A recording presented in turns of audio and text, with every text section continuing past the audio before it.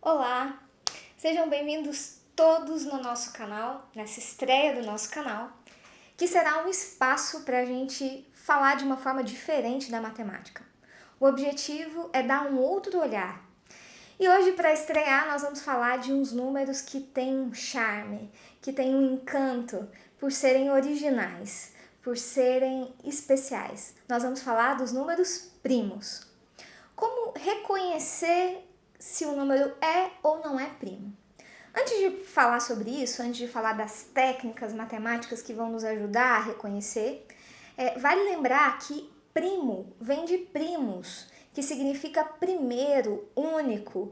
E essa origem da palavra, que é uma palavra latina, nos dá a chave do entendimento do que é esse número.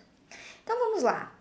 Como eu já havia dito para vocês, o número primo, ele tem apenas o 1 e ele mesmo como divisor. Ele se difere de um outro número que a gente chama de número composto, porque ele não pode ser produto de outros dois números. Né? Ele, por isso, é original, porque sempre na sua composição vai ter ele mesmo e o 1. Então é como se ele não pudesse ser decomposto como os outros números são, certo? Então vamos lá. Os números primos, eles não têm um padrão, né? Eles têm esse conceito, essa definição, que é a sua característica, mas não tem um padrão. Não podemos olhar um número grande, por exemplo, um número maior que 100, e reconhecê-lo de cara se ele é ou não primo. Então vamos fazer algumas verificações, alguns exemplos, para a gente saber reconhecer em números pequenos se ele é ou não primo. Então, como eu tinha dito, o número é primo se, quando ele for dividido por qualquer número, ele não der uma divisão exata, ou seja, ele sobrar zero. Vamos fazer alguns cálculos mentais, para vocês raciocinarem junto comigo. Pegamos o número 17. Quando a gente vai tentar dividir por números a partir do 2, a gente começa por 2, não é possível, porque ele não é um número par. E aí vamos aproveitar para relembrar os critérios de divisibilidade. Tentando dividi-lo por 3, o 17 por 3, também não é possível, porque a soma dos seus algarismos é 8, e 8 não é divisível por 3. Seria um jeito de dividir, ou poderia também fazer uma divisão. Por 4 ele não é, porque também não é par. Né? Por 5 não é, porque não termina em 0 nem 5. Por 6 não é, porque não é divisível por 2 nem por 3. Por 7 também não é, não encontra na tabuada do 7, para pensar mais rápido. 8 também não é par, de cara a gente já elimina essa possibilidade. E por 9 também não, por 10 muito menos. Então o 17, ele, ao ser dividido, ele vai sobrar sempre um resto. Então ele é um número primo. Certo? Então essa seria uma das maneiras de descobrir se o número é ou não é primo, ok? Mas pensando um pouco de uma forma mais ampla para todos os números, a gente vai caminhar um pouquinho na história, vamos voltar um pouco na história e conhecer um matemático chamado Eratóstenes. Ele é um matemático que viveu em períodos antes de Cristo, ou seja, há mais de 2000 anos. E ele criou um método que a gente utiliza até hoje, que é chamado crivo de Eratóstenes. E esse método, ele é um método para números pequenos, porque para números longos a gente precisaria de um supercomputador para fazer isso. Mas por ser um método simples, dá para a gente usar e dá para todo mundo entender e fazer, certo? Então vamos lá. Usando essa ideia desse matemático, a gente vai escrever os números de 1 a 100. E vamos distribuí-los dessa maneira para ficar mais simples a técnica. Então, ao distribuir esses números, o primeiro que a gente vai fazer é já tirar o 1, porque dentro da definição de número primo, ele precisa ter 2 divisores. E 1 é uma exceção, porque ele não possui 2, muito menos mais que 2, né? Ele tem só um divisor, então ele não pode ser primo. Então a gente parte a partir do 2, que seria o nosso primeiro número primo. E ele é também uma exceção, porque ele é o único par primo. Mesmo sendo par, ele só possui dois divisores, o 2 e ele mesmo. Então, ao decompô-lo, né, ao tentar abrir esse número, vai ter só o 2 e o 1, certo? Então, ele é o primeiro número primo. E aí, olhando para cada um dos próximos, a gente vai usar o seguinte. Nós vamos eliminar da nossa tabela todos os números pares, exceto o 2. Por quê? Porque todos os números pares têm, além dele mesmo, o 2 como divisor.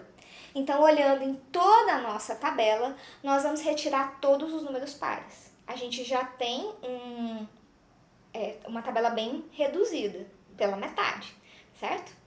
Praticamente. Beleza, vamos fazer isso com todos os outros números de 0 a 10. Então, nós vamos eliminar todos os múltiplos de 3. Porque todos os múltiplos de 3 não podem ser primos.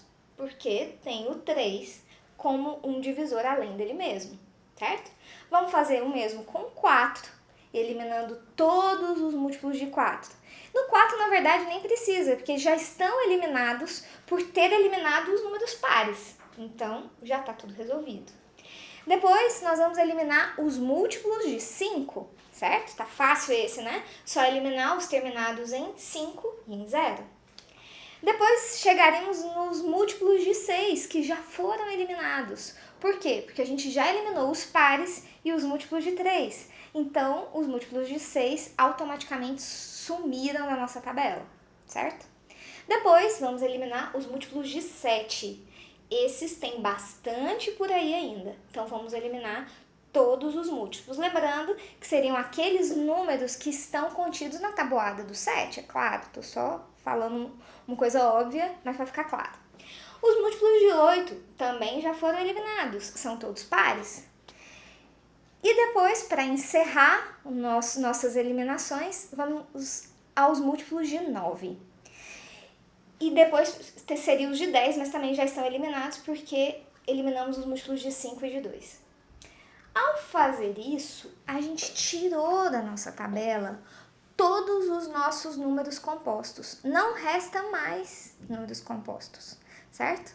Agora, como um passe de mágica, a gente tem uma tabela de todos os números primos de 1 a 100. São só esses, não tem como ter mais, certo? Então, uma técnica simples, mas que perdurou por tantos anos, como uma técnica mais eficaz para encontrar os primos de 1 a 100. E se a gente sabe esses, já tá bom. Tudo bem? Tranquilo até aqui? Agora, para a gente encerrar essa aula, eu vou falar algumas curiosidades, que serão, portanto, também atividades para vocês fazerem em casa, se divertirem, mostrar para os seus pais, para os seus amigos. Seria uma mágica da matemática e um encanto aqui dos números primos. Então, vou para a primeira curiosidade. Entre qualquer número e o seu dobro, nós sempre teremos pelo menos um número primo. Vamos tentar? Vamos pegar o mais simples, número 2. Entre o 2 e o seu dobro, que é o 4, nós temos que ter um número primo, e é o 3. Ficou fácil, né? Vamos pensar em um outro. De 3 até o seu dobro, que é 6, nós temos que ter um número primo, que é o 5. Pelo menos. Quando a gente falar de números maiores, a gente pode ter vários, mas pelo menos um a gente vai ter que ter. E aí você pode brincar com isso, pegar um número qualquer, vamos pegar o 10, e o seu dobro 20, eu tenho que descobrir pelo menos um. Certo? Aqui, nesse caso, a gente encontraria vários. Então, essa é a primeira mágica aí dos números primos. A segunda e mais deslumbrante é que qualquer número par maior que 2, qualquer número par maior que 2, será sempre a soma de dois outros números primos. Isso é fantástico. Vocês duvidam? Vamos fazer um? Olha, vamos pegar o número 6. Número par. O número par 6, ele tem que ser, então, a soma de outros dois primos. Ficou fácil esse, né? Só somar 3 mais 3. Dois números primos. Vamos pegar um pouquinho mais complexo. Vamos pegar o número 10. Não, tá muito fácil, né? Vamos pegar o número 12, que vai dar números diferentes. O 12 é a soma de quais primos? A soma do 5 com 7. 5 mais 7 dá 12. E isso funciona para qualquer número par. E a terceira e mais linda e completa todas essas mágicas que a gente tem falado aqui é que todo número ímpar, vocês acharam que ia funcionar só pro par, né? Todo número ímpar, só que acima de 5, é formado pela soma de 3 números primos. Olha que fantástico. Daí a gente tem a gama de todos os números sendo formados por números primos. Os pares serão 2 e os ímpares serão 3, certo? Então segue para vocês como atividade tentar escrever qualquer número ímpar com a soma de 3 números primos. Isso vai ajudar vocês a identificar os números primos, vai ajudar vocês a trabalhar adição, raciocínio lógico e aumentar o encanto e o aprendizado e memória de toda essa matéria. Certo? Continue conosco, se inscreva no nosso canal. Seguiremos então com esse olhar para a matemática de encanto e de amor pelos números. Certo? Tchau, tchau!